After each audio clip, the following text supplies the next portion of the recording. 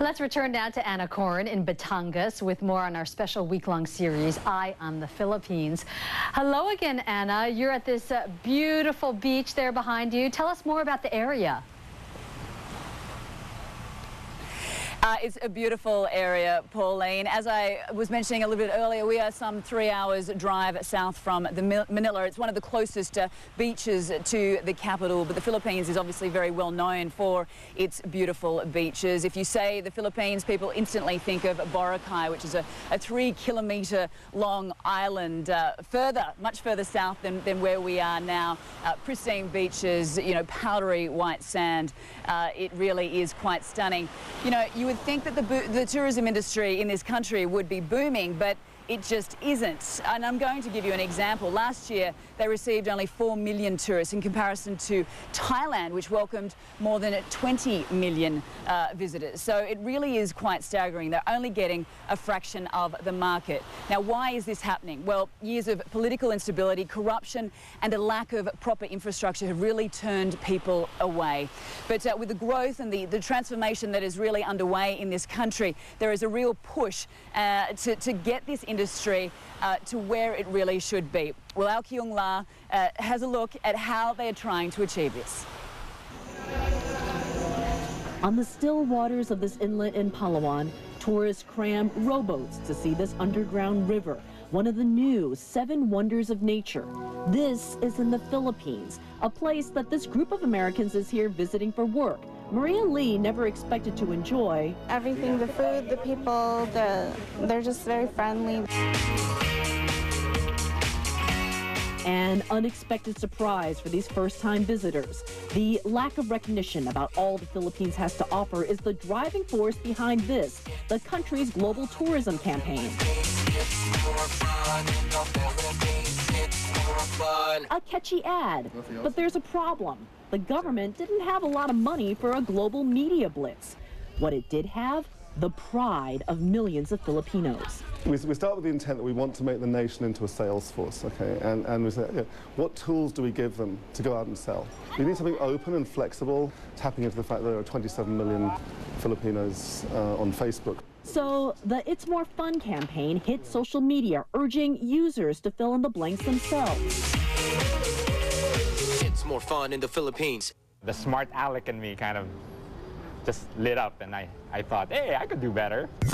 Roland Benzon and Morn Corpus came up with a series of their own catch lines and matched them to Corpus's pictures, like mountain bikes, more fun in the Philippines, and social climbing, more fun in the Philippines. There was a point probably after 48 hours, or maybe 72 hours, I had about over 10,000 shares on Facebook. Thousands of Filipinos did the same, making the hashtag It's More Fun in the Philippines the #1 trending item on Twitter.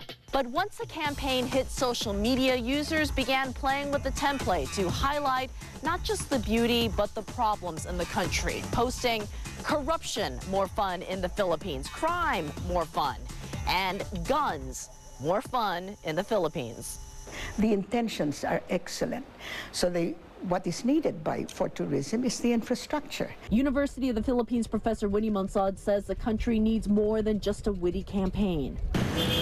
It needs to fix problems like Manila's choking traffic and pollution, as well as safety concerns. The communities themselves must make the country user-friendly.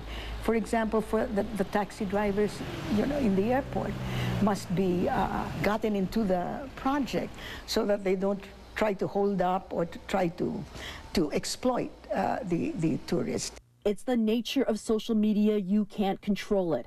But the numbers show the global online chatter may be paying off. Tourism numbers are at record levels this year, a trend that the country hopes will continue not just on social media, but in its natural wonders. Kyung La, CNN, Puerto Princesa, Palawan, the Philippines. It definitely is a catchy campaign. It is more fun in the Philippines. There is no doubt about it. It's more fun in the Philippines to anchor the news, Pauline. I can tell you that.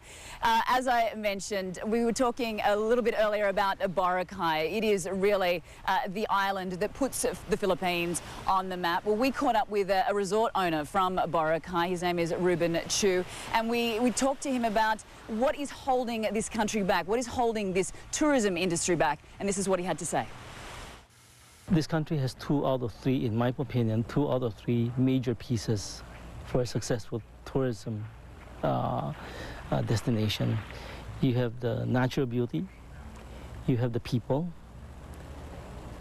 What is needed is infrastructure. Yeah, infrastructure is a huge problem here, and airports in particular. In the capital, Manila, they have 3 terminals and they all share about 1 runway. So it really is a huge problem. So is congestion on the road, so is the roads themselves, getting around this country. You know, they have the resorts, they have the people. The service is, you know, is brilliant. It truly is. Everybody here speaks English, so it should really be an international holiday destination. Now, Ruben believes that the Philippines can surpass Thailand. 4 million tourists came here last year, 20 million came to Thailand. But let's hear what he has to say about the rivalry, about the competition. If the Philippines could get its infrastructure in place, airports, roads, power, I see no reason why the Philippines will not catch up with Thailand.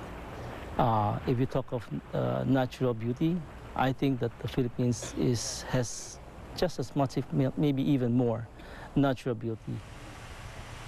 It's definitely healthy to have competition, and the Philippines really is eyeing off China. They see that as a potential market with the way that China is going, the way that China tourists are travelling the world. They think they definitely need to capitalise on that, but, you know, they need to get their infrastructure right. Now, Ruben, he is a resort owner down in Boracay. As I mentioned, it is a 3-kilometre long island. It is pristine, one of the most beautiful places in this region, but it is not without its problems as well. Let's listen to what Ruben had to say about that. Boracay is rated #2 best beach in the world. The quality of sand, I don't think can be rivaled. And so far it's a paradise, but it's a paradise that could very easily blow up if it's not properly organized and developed right now. We're getting close to breaking point. Yes, they do need to build sustainable tourism, ecotourism. That really needs to be the focus in this country. It's all here. There's huge promise, there's huge potential, but they do need to get that infrastructure in order. Pauline.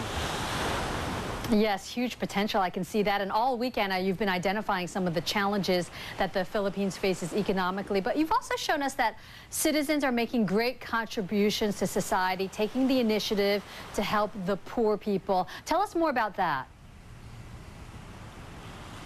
Yeah, they are definitely inspiring individuals, aren't they? Well, tomorrow we are going to focus on one woman who is dedicated to changing lives of the Philippines, the people here in the Philippines, children in particular. She is the country's first prima ballerina, and she is really making a difference. We should all take a leaf out of her book. That's coming up tomorrow, Pauline.